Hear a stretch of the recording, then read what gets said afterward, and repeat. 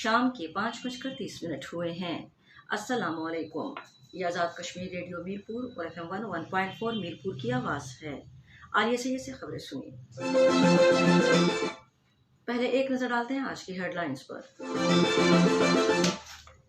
جموں و کشمیر کی خصوصی حیثیت کی بحالی کے لیے جدوجہد جاری رکھی جائے گی، سابق وزیر اعلیٰ مقبوضہ کشمیر محبوبہ مفتی۔ پورے کرۂ ارض پر ریاست کی سرپرستی میں اگر کہیں دہشت گردی ہو رہی ہے تو وہ مقبوضہ جموں و کشمیر ہے، صدر آزاد جموں و کشمیر۔ وزارت صحت حکومت آزاد کشمیر کے زیر اہتمام ڈسٹرکٹ ہیلتھ آفس میرپور میں ہیلتھ کیئر سٹاف کے لیے کورونا ویکسین پہنچا دی گئی۔ اور ضلع میرپور میں غیر رجسٹرڈ NGOs فوری طور پر اپنی سرگرمیاں بند کر دیں، سوشل ویلفیئر آفیسر میرپور کی ہدایت۔ اور اب خبریں تفصیل کے ساتھ۔ بھارت کے غیر قانونی زیر قبضہ جموں و کشمیر کی سابق وزیر اعلیٰ اور پیپلز ڈیموکریٹک پارٹی کی صدر محبوبہ مفتی نے کہا ہے کہ ان کی جماعت جموں و کشمیر کی خصوصی حیثیت کی بحالی کے لیے جدوجہد جاری رکھے گی، خواہ وہ اس میں تنہائی کیوں نہ رہ جائیں۔ جموں و کشمیر کی خصوصی حیثیت منسوخ کیے جانے کے بعد پہلی بار راجوری میں ورکرز کنونشن کے خطاب سے کرتے ہوئے انہوں نے کہا کہ حکمران بھارتیہ جنتا پارٹی اپنی تنظیم کے قدم جمانے اور جنونی سیاسی ایجنڈے کو آگے بڑھانے کے لیے بھارتی معاشرے کی بنیادی اقتدار کی دھجیاں بکھیر رہی ہے۔ انہوں نے کہا کہ حقائق سے پردہ اٹھانے پر صحافیوں اور کالم نگاروں کو گرفتار کیا جا رہا ہے، کسانوں کو اپنے حقوق کے لیے لڑنے پر نشانہ بنایا جا رہا ہے اور ان کی تذلیل کی جا رہی ہے، جبکہ طلباء و اقلیتوں کو دیوار سے لگایا جا رہا ہے۔ ادھر بھارت کے غیر قانونی زیر قبضہ جموں و کشمیر میں کشمیری مردوں سے شادی کرنے والی آزاد جموں و کشمیر کی خواتین نے اپنے مطالبات کے حق میں سری نگر میں ایک مرتبہ پھر احتجاج شروع کر دیا ہے۔ کتبے اٹھائے اور نعرے لگاتی یہ خواتین، جو سال 2010 میں عمر عبداللہ کی بحالی پالیسی کے تحت مقبوضہ وادی لوٹی تھیں، وہ حکام سے مطالبہ کر رہی ہیں کہ انہیں شہریت کے حقوق دیے جائیں یا انہیں آزاد کشمیر واپس بھیجا جائے۔ سری نگر کے پریس انکلیو پر اپنے بچوں کے ہمراہ احتجاجی خواتین نے اس مطالبے پر زور دیا کہ انہیں انسانی بنیادوں پر انصاف دیا جائے۔ انہوں نے کہا کہ آزاد جموں و کشمیر کی متعدد خواتین جو 2010 میں حکومت کی بحالی پالیسی کے تحت بھارت اور نیپال میں سرحد کے ذریعے اپنے خاوند کے ہمراہ کشمیر پہنچی تھیں، ان سے دوسرے درجے کے شہریوں جیسا سلوک کیا جاتا ہے۔ اسلام آباد۔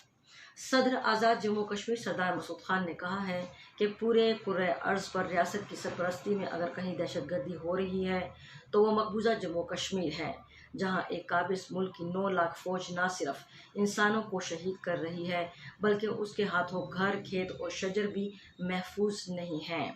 آذربائیجان میں پاکستان کے سفارت خانے کے زیر اہتمام کشمیر ایک نامکمل ایجنڈا کے عنوان پر ویبینار سے خطاب کرتے ہوئے انہوں نے کہا کہ ہم بھارت کے انتہا پسند حکمرانوں کو انسانیت کے خلاف جرائم کا جواب دہ ٹھہرانے کے لیے ایک دن ضرور انصاف کے کٹہرے میں کھڑا کریں گے اور ان کا مکروہ چہرہ دنیا کے سامنے ضرور بے نقاب کریں گے۔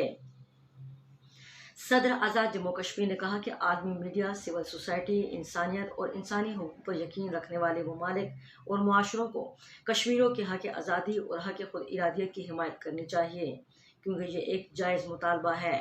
انہوں نے کہا کہ ہم ہندوستان سے مطالبہ کرتے ہیں کہ وہ مقبوضہ جموں و کشمیر سے اپنی فوج نکالے اور یاسین ملک، شبیر احمد شاہ، آسیہ اندرابی سمیت تمام سیاسی رہنماؤں اور جیلوں میں بند سیاسی قیدیوں کو رہا کرے۔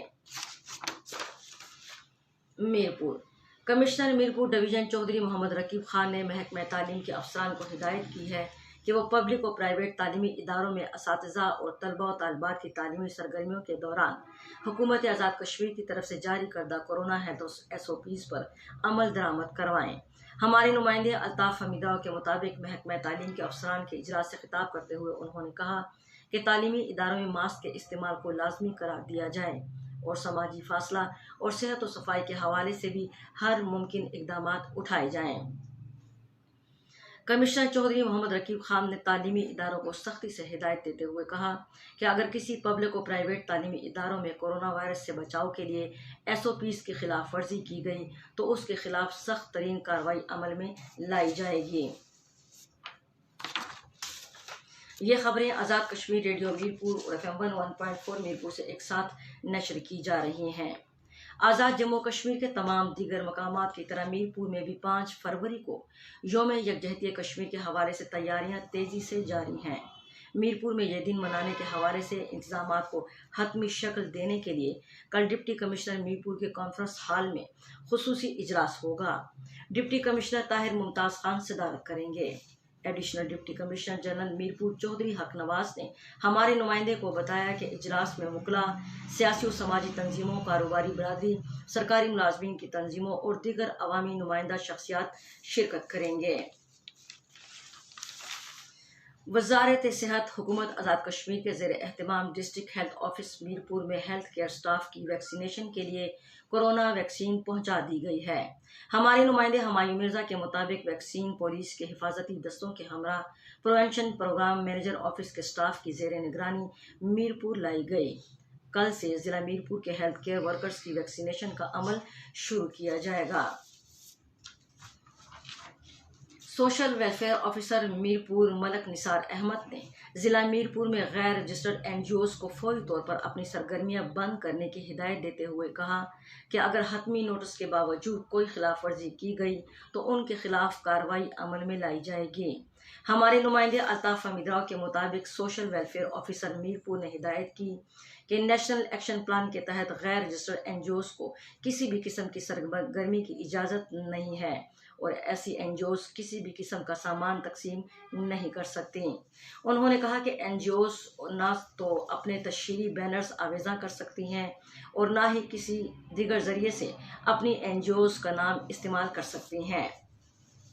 موسم محکمہ موسمیات کی پیشگوئی کے مطابق آئندہ 24 گھنٹوں کے دوران ریاست جموں کشمیر کے اکثر مقامات پر موسم سرد اور خشک رہنے کا امکان ہے۔ آج میرپور کا کم سے کم درجہ حرارت 9 ڈگری سینٹی گریڈ، مظفر آباد 6، گلگت 1، جموں 8، سری نگر 1 اور لداخ کا کم سے کم درجہ حرارت -13 ڈگری سینٹی گریڈ ریکارڈ کیا گیا۔ خبریں ختم ہوئیں۔